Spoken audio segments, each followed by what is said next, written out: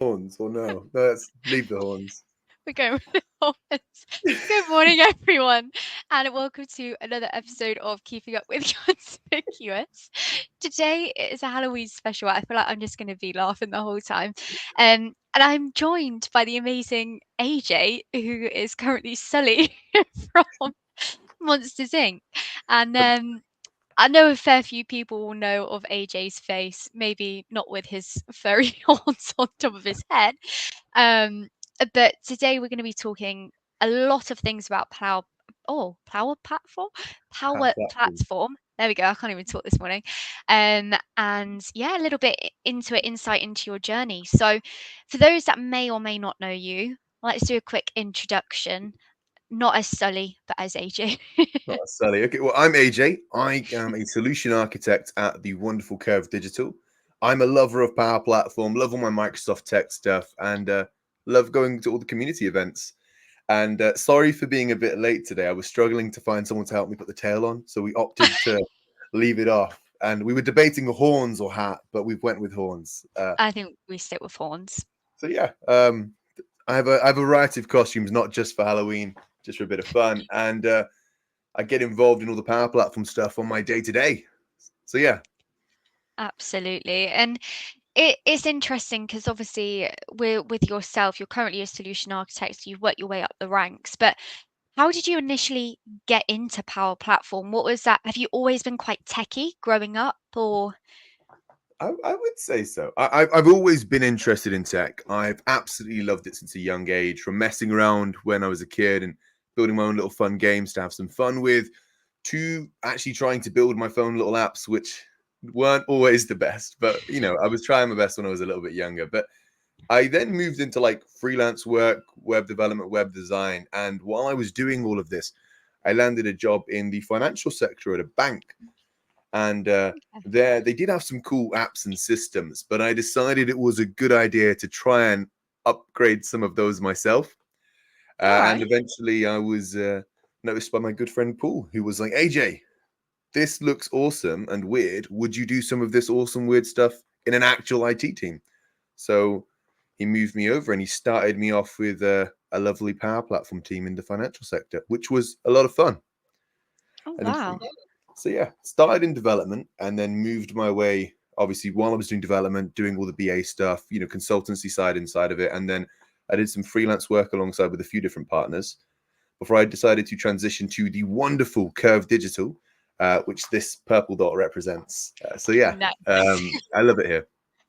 Absolutely. I mean, it's weird because obviously I know you from a few community events now, but I've never actually like spoken to you about how you got into it. So it's quite interesting to hear. Also, have you got like a light on that changes color? Oh yeah, I Or left my that eye? on. I just thought my eyes were going Oh no, completely. It's fine. when I'm late night working, this bad boy comes on. I was up quite late last night, so I left it on. Let me turn it off for you. Yeah, sorry, you can keep it on if you want. I didn't know whether it was my eyes, whether because I've got some sort of paint on. I don't know. But I mean, obviously, Power Platform. I think we know every single time we go to an event at the moment, it is the talk of the show, alongside with Copilot, AI, the words that are going to get very boring to keep going over. But obviously, Power Platform, I think, is something that next year we're definitely going to see even more on the increase, and I reckon we'll see. Are you laughing at the comments? Yeah. Um, I think it's going to be, from our perspective, maybe an area where more vacancies will open up, and hopefully it'll be for maybe some more like entry level people as well. So, if you were to sort of give any advice to anyone wanting to go into it, what would that advice be? Okay. There's a lot of cool things. So it depends where you are on your journey. But say you're just starting out, no, not what is Power Platform? You never heard of it before. To summarize nicely, it's a SaaS product from Microsoft. It's a low-code system where you can easily, as a business user, even build your own solutions to a lot of the problems you face. So I think one of the easiest ways to get started is to give it an open up and play with it. And if it sounds like something you're interested in, there's loads of fantastic ways to learn, from beautiful YouTube resources from our good friends in the community to structured programs. Like from Microsoft, they have the Microsoft Power Up program, And Yeah. with that, you can sign up to one of their cohorts, go through all of their learning, and they'll even give you a free voucher at the end of it for an exam. So you could use that maybe towards your PL 900, which is the Power Platform Fundamentals. Now, I'm a big fan of certifications, but one important thing to know is you shouldn't just go for the certification for the certificate. It's that really important learning journey that goes with it. So build apps while you learn, have some fun. And one thing I really encourage people to do when they're doing it is build things you're passionate about and build things you're interested in. I've done quite a lot of that. So if you're doing that, building them up and having some fun, hopefully it gives you a broad set of skills when it comes into your first role. So that's how you would start the learning journey, the YouTube, the community stuff and the resources. But a common question I get is like, how do I show people that I know some cool stuff? And I think if I had to pick a really good example of this recently that I saw was a friend of mine called Usman. He's on LinkedIn. He was doing this. He was recently starting his journey a while ago, and he was doing all the YouTube stuff, following some of Lisa Crosby's wonderful videos, following some of Shane's videos, and a few people's. And as he was learning, he was building his own stuff and posting it. Like one fantastic thing he did recently was, I think it was maybe 6 months ago, so maybe not too recent, but he built a little chat bot about Birmingham, and I'm from Birmingham, so I found that quite hilarious. So you could ask it loads of questions. Or there was one he did about a football Power BI report because he's a big football guy. So by Okay. applying what he learned to his own stuff and then posting it on LinkedIn, he was able to show people what he was up to. And I think that was a big thing that helped him along the journey. Yeah, that do you know what? It's so interesting that you say that because I hear a lot of people say, obviously, they'll practice making stuff and they'll put it on their portfolio, but it's very tailored to just standard IT practices and it's, just your bog standard stuff. But like, even from like say if you're trying to get into the power platform industry, I think personality nowadays is like quite a big thing. I get from my clients all the time about hearing, they technical skills can be learned and developed upon. I think we all know that. But also like being able to have someone that fits in a community, can bring excitement like you do to Kerv with your sully outfits. But just someone with a bit of personality. And I think it's it's super important. I'm just gonna be a giggles, hold on. I think it's super important that like putting your own twist into things and doing something you're passionate about is is really important because you're going to learn a little bit more from doing it because you don't feel like you're doing it for the sake of doing it. You're doing it because it's a bit of fun and you enjoy it. Exactly. And I think that's super important. Now, for I don't know whether you'll remember this because I remember I asked one guest and he couldn't even remember. But do you ever remember what the first ever thing was that you built with Power Platform? I know you said you'd done the mobile apps and stuff before Uh, that, but I do remember, but I'm not sure that's the best one to share. I'll go with the second thing that I ever okay, built. So I liked building some fun stuff. So if it was funny and maybe a bit daft, I would have built it. I think I see some names in the chat that might remember the first thing I built, so don't put it in the chat. But the second thing I built was just something really, it was pretty bog standard. It was an everyday IoT thing for managing my own house. So I started with the curtains, started like putting in lights, and the way I was connecting it was through little connectors and having some fun. I think I saw Larry in the chat. He was talking about minus 26 in the fridge. He's referring to some of the other IoT stuff we've done recently. And with that app, I was connecting it to a range of stuff. It would have been cool if I was doing that where I connected temperature sensors in. We did that for tracking our beer's temperature to make sure it was optimally cold and not too warm. But that was my first one all around the IoT. And my first one in terms of the business world was a controls app for a bank. It was for checking everything was in order and nothing was amiss. So they'd click on, pick what kind of checks they were doing, fill out some information, and make sure it was done. So I think my first two apps were more for me and having some fun. yeah, And then my third one would be a business focused one around actually building some cool controls in. yeah. That's good to know. Yeah, as I said, I spoke to someone before and they couldn't remember specifically what it was, but I just find it interesting because you've probably come a very long way since then. Um, and Power Platform, have you seen many changes with it? Lots of advancements? Because I feel like Power Platform is just rapid in its Yep. growth. It really is. It's changed so much since I first started with it. I mean, some of the new additions. I mean, if I looked back at my early apps, I don't like them. I'm not a huge fan of them. I'm like, it's not quite up to standards. And also with the new stuff that come out, I would say I would have done this so much differently. Um, Really? In terms of the advances, in terms of the advances with things like the responsiveness, the accessibility, the way you can add new controls, the improvements around, the new PCF components you have. I mean, every day you see a new PCF component that you could leverage in a solution. I mean, one of my favorite ones, the drag and drop component by Scott Durrell. If that was around when I was starting one of my apps, I would have changed the entire user interface and user experience for that one. But now a lot of the members of our community are releasing these tools and having some fun. And there's some cool browser extensions that help you build quicker, like the Power Platform stuff. There's a whole host of new features, and I can go on forever. I think my favorite ones are like the offline stuff, named formulas, functions, and every day I go on, look at the wave plans, look at the release, and see all the cool things coming out. So yeah, and I Yeah. just saw Kieran in the chat saying, "Gotta love the Amaze controls." That was the app that I was referring to, the third one, and I would have built the entire thing differently with today's stuff. That's so interesting. You hear a lot of people say that though with their businesses because people wanted to adopt Power Platform as soon as possible, as soon as it came out. But realistically, probably nowadays you would have set up the whole thing completely different. And I can imagine there's a few businesses out there that want to just like start from scratch again. But obviously, I think it's weird because for me, I forget Power Platform is used in like everyday life. Like when we were at the conference at Scottish Summit, and I was at one of the I can't remember the name of the talk, but you had Dave who works for an airline, and you forget how it could be implemented at an airline to talk about the weather conditions on a runway and being able to relay that super quickly. Like you just really do not think about like all the adoption in everyday life. Like I just think it's absolutely crazy. Because have you what's like the weirdest, not weirdest, but maybe that's not the right word, but maybe like the most cool sort of area you've seen Power Platform being used in? Coolest area. I mean, that one, I'll pick the coolest one I can talk about. Let me think. I mean, I've seen it used in cool areas like aviation for pulling checks to make sure things are in order. I've seen it used in areas for booking in things like important stuff for government stuff, like theory test systems, and I think audits are pretty important. But I think the funnest one I've seen was a recent example with a chess bot that someone would have spent a lot of time reconstructing the game of chess inside of Power Platform.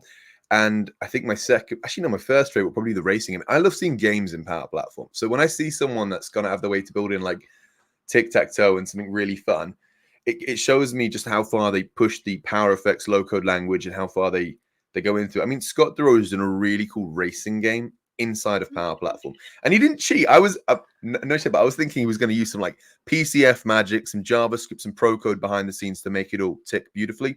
But he did it all fantastically using the low code resources. And I know that doesn't sound like it adds a lot of business value, but just learning how you can use the apps to build stuff like that shows how far you can take your everyday biz apps. So it's pretty much that. And then every day I love seeing anyone's apps. If anyone sends me an app to check out, I just love opening it up and just seeing what they're up to. From someone showed me a weight loss tracker recently that they built for their Oh personal wow. goals, and I said that was really awesome. And someone else showed me some more stuff around like football as well. It's cool. There's a fantasy football league that's built entirely in Power Platform. Like, that's pretty cool stuff. So I like the fun ones. If they're fun, I love checking them out. But yeah, those are some of my favorites. Yeah, that's what I mean. There's just like a world of it that I mean for me obviously I'm in D365 but I'm not technically in it. So it's just interesting to hear like all the different areas it can be used. Um but in terms of like what you use the most out of the suite, like what what would you say is the most used or maybe the one you enjoy the most or Okay. I think I'm increasing my use of things like Copilot Studio more and more these days because a common thing that I heard recently was, that the best solution isn't always an app. Most of my experience has been with Power Apps, Power Automate, and also Power Pages. Those are my main three, as well as Power BI. But Power Apps being the main one, because often you can solve a lot of solutions with a lovely user interface and a lovely app, backed onto some powerful databases like Dataverse, and then streamline some automation with Power Automate. And those three things together make up a lot of solutions. But sometimes you don't want to drag someone into an app when it could be a simple chatbot. And things like Copilot Studio are really powerful for that. So I've been using that more and more recently. But in my day-to-day with my main work with clients, it's primarily around the apps, the automation, and tying it all together. So it's really those things. So if I was encouraging people to start somewhere, I'd probably start with the Dataverse stuff, learn that and learn more about Power Apps, and then integrating that in with Power Automate. So yeah, Okay. Right. And obviously going back to the whole like getting into Power Platform, I think for juniors it has been quite hard. I know there's a lot of, as you said, a lot of different routes nowadays. I know for there's obviously the Power Platform school and everything like that. New things are coming about to help open up those pathways. Um, but I would say obviously one getting into a Microsoft partner as as like a fresh junior is quite hard. So do you think, I don't know whether you ever done this, but like with the stuff that you'd built in your, spare time, having a bit of fun with it, did you ever sort of document it on what's the word I'm trying to find? Not a I think resume. GitHub, Like GitHub, like a a portfolio. portfolio. That is the word I'm looking for. Like did you 100%. yeah?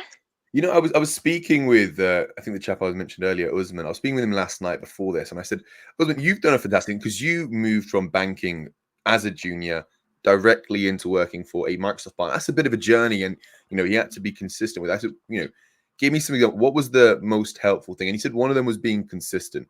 He felt consistency was really underrated when it came to this. So he would regularly learn something, document it on his LinkedIn, and do a post about it, share what he learned, what were the challenges he faced, and how he overcame them. And the more he did that, the more he reacted with people on LinkedIn's, posts about new topics, and the more events he went to, the more he felt part of our beautiful community. Because I think community is a really powerful thing in our industry. You meet cool people, you learn cool things, and you have a bit of fun as well. So via that and all the effort he put in, he was able to evidence some of the cool stuff he did, like the football trackers and Birmingham co-pilots, and show to potential employers, this is what I've been up to. And he said he did go for a few opportunities to explore what might be the right fit for him, but he was Yep. consistent throughout, took on the feedback and just kept going. So that was something he mentioned, and a few people that I've mentored have told me similar things as well. So it's just being a bit consistent with it and building out that portfolio. I strongly encourage LinkedIn. If you want to put everything in one place, I'd say something like GitHub is fantastic. And if people are looking for ideas of what to put in their portfolio, I do encourage them to reach out to me, because I've had a few people ask me for example apps and ideas for what they can build. And I'm having quite a few ask me this. So I'm debating putting together like a little challenge. Well, not debating, I'm probably going to now. I'm going to put a little challenge together.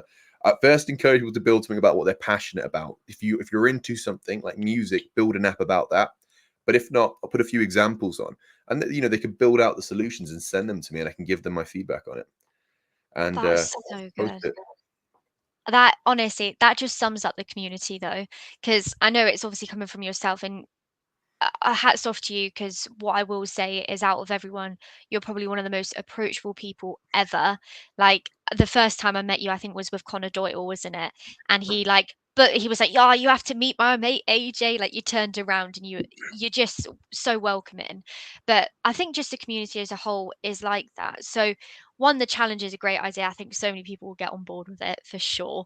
If I was techie, I'd love to try and do something like that, but not quite Okay, there yet. why not give it Um, a go? You could have some fun with it. yeah, I might.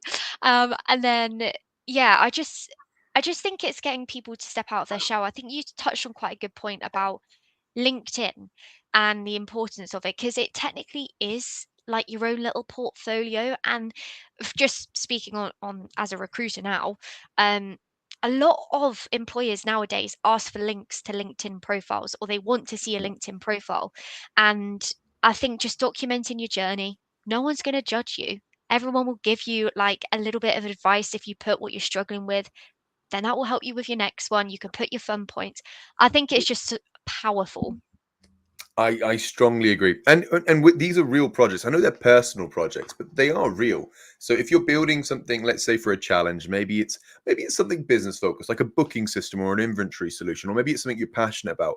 You're both showing your passion, how much you enjoy the tech, and stuff you've done in your own time, things you weren't necessarily paid to do, but how much of a self-starter you're showing a lot of skills by taking the time to build out your portfolio, put it on LinkedIn, and share it out with people. And I think people really appreciate that, because I will admit, I review quite a lot of CVs, and I'm happy to review people's CVs as well. But a common thing I see are people going for just a couple quick certs, no real experience in it, no real self-knowledge or personal projects. And when they go to interview and they're asked a couple questions, not expecting to know everything, as these are typically junior roles, but they tend to struggle and feel like they're missing things. But if they spent some time building out a couple personal projects, often they'll find the answers to their questions are actually really simple. And by practicing it before they go, they'll have a much better chance. And liaising with the project. Because I always hear, like, people ask juniors questions like, "What's a Power Platform project that you've potentially struggled with, and how did you overcome it?" And then when they can't answer that, it feels like they don't have a guidance. But if they say, "Oh, I did a personal project. It was around a music events booking system because I'm passionate about music. So I built something for myself. One thing I struggled with was understanding how the entities related and how to secure it properly. But I found these YouTube videos. I went on Microsoft Learn. I went on the forums and I found all these answers and I applied that." They're then able to give really good answers to those kinds of questions. And it shows people that they're self-starters, they're problem solvers, and just how awesome they really are. Yeah. I've got so many questions I could ask you because the more you talk, the more I'm like, I find it absolutely fascinating. But like, in terms of, so I'll start with this one. For yourself, obviously, you started out building your own little things, and you fell, I say fell into it. You worked your way into the industry well. Um, do you nowadays? Do you still on the side? Do you still make your own little things? Does it take up much of your time, or how do you I balance mean, it all? it does take up a bit of time, but I do it all the time. I mean, my friends, when I'm out with them, always see me showing off something really bonkers. Like, I'd send them a picture of like a cocktail robot I was working on that would mix things in, or uh, right now with Larry, we've got plans for some cool little stuff in the IT field. I mean, just on my desk now, I had to shove it all to the side so I don't look insane. But I mean, I've got all my. Actually, I just dropped that, so I do look insane. But I've got all my little sensors, wires, cables, and just personal stuff because I'm doing a bit of the robotics stuff and IoT projects. And I mean, anywhere I look, I've got something crazy around me. So it's I can't show you my room because it is quite messy here. But yeah, Yeah. all my time is spent on having some fun, getting a bit of health, and then the rest of my free time I like to spend on building personal projects. So I just enjoy it so much, and it does take up a bit of time. But if you balance it alongside your personal commitments, your lifestyle, and everything else that takes a priority, sometimes you can find a bit of time here or there to build something absolutely bonkers and have some fun. Yeah, and if you're doing something fun, it doesn't necessarily feel like work, does it? You're enjoying doing it, so it seems really exciting. So that's great. And obviously, the other thing I was going to touch upon, this where my Dory memory kicks in because I am useless, but obviously you touched upon something really important about the certification side of things. You can read and you can do your quiz and you can do everything online and not absorb any of the information, and hands-on practical stuff is super important because once again, from a recruiter's perspective, we always pre-warn people when you're in an interview, they want to know what you've done, not Exactly. not a team or whatever, or what you've sort of chipped in with. They want to know what you've done.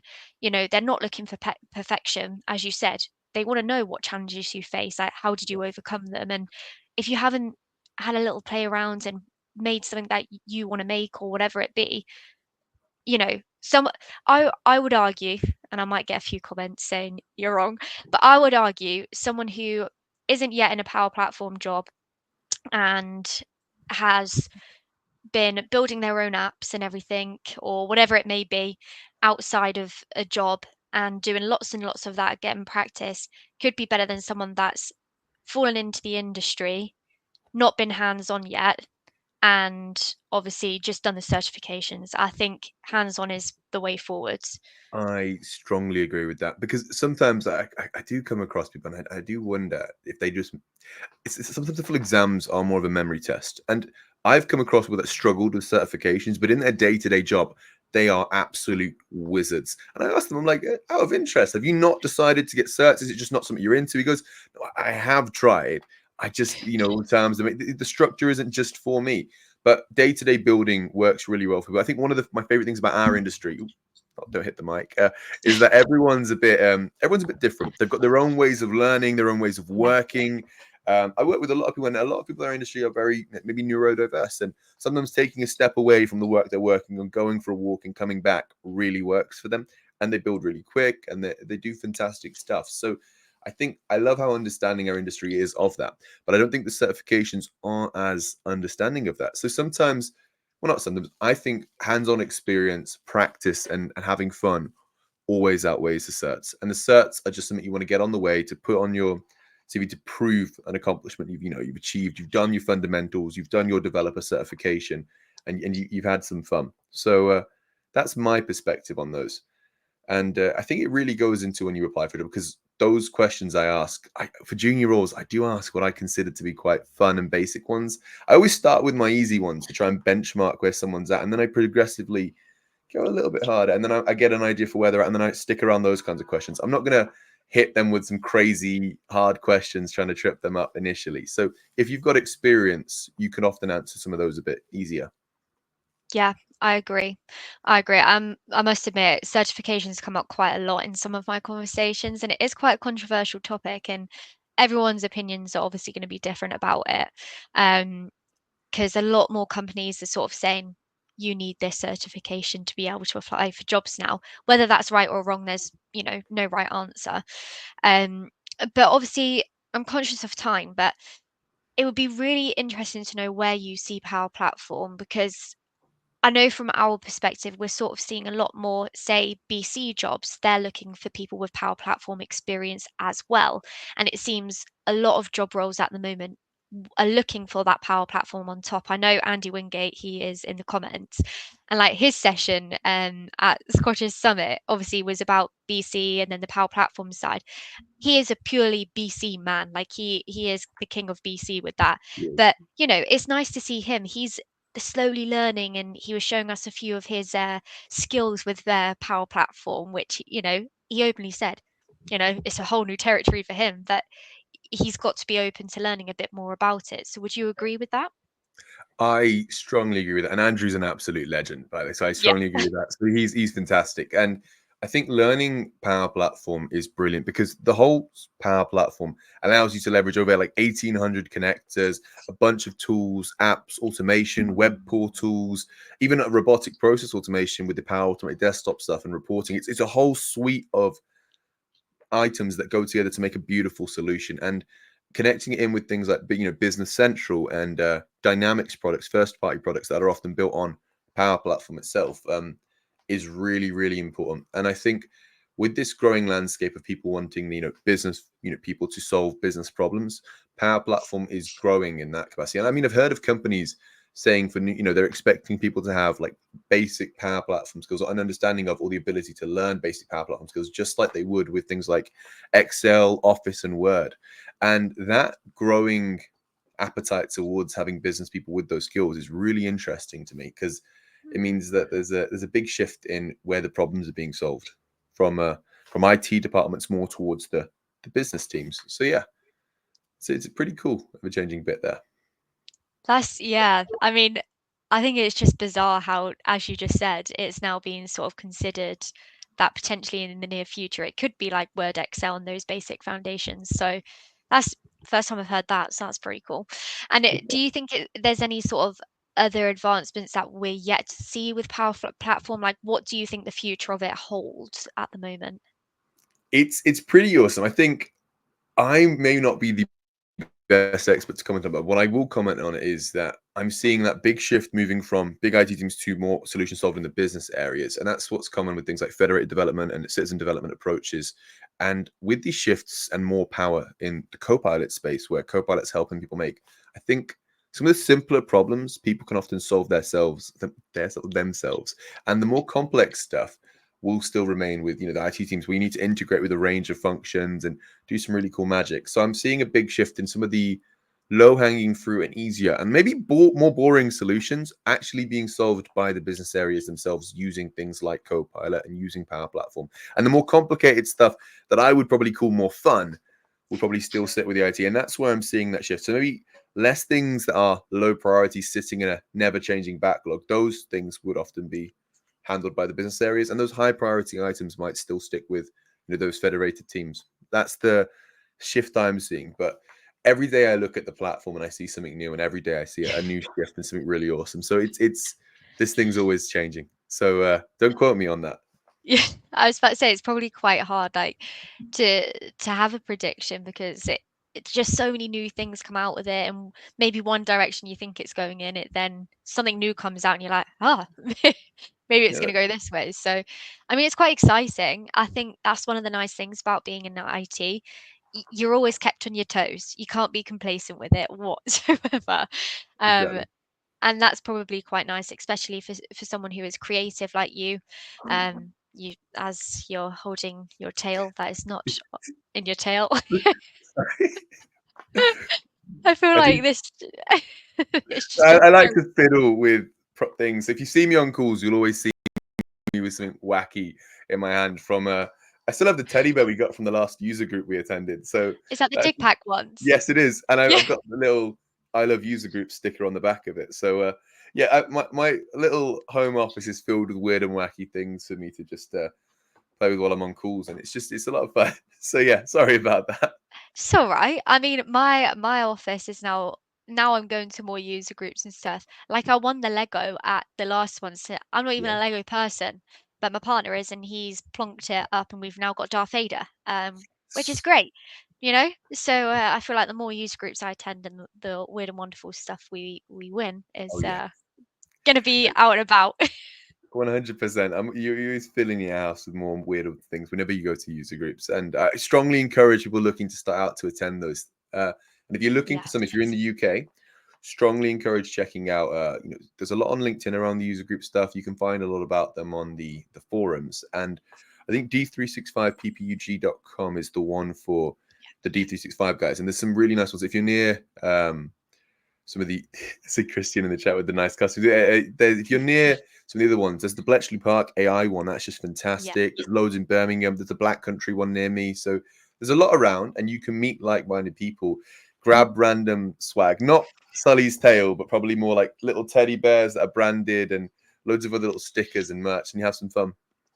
Absolutely. I think that's great advice. But I mean, yeah, we'll probably talk for hours, but I know you've got your day to get on with as well. But I think it's just interesting because I always talk to you, but I've never sort of gone technical with you and about your views and stuff like that. So it's so interesting, and it's quite nice seeing your views on certain things as well, because it's just nice seeing different people's opinions. So I really appreciate that. And one thing, I mean, we always ask an end question, but I'm going to Yeah. mix it up this week because usually it would always be like, oh, if you weren't in IT, what would your job be? But today, just because it's Halloween, we'll do something a little bit different.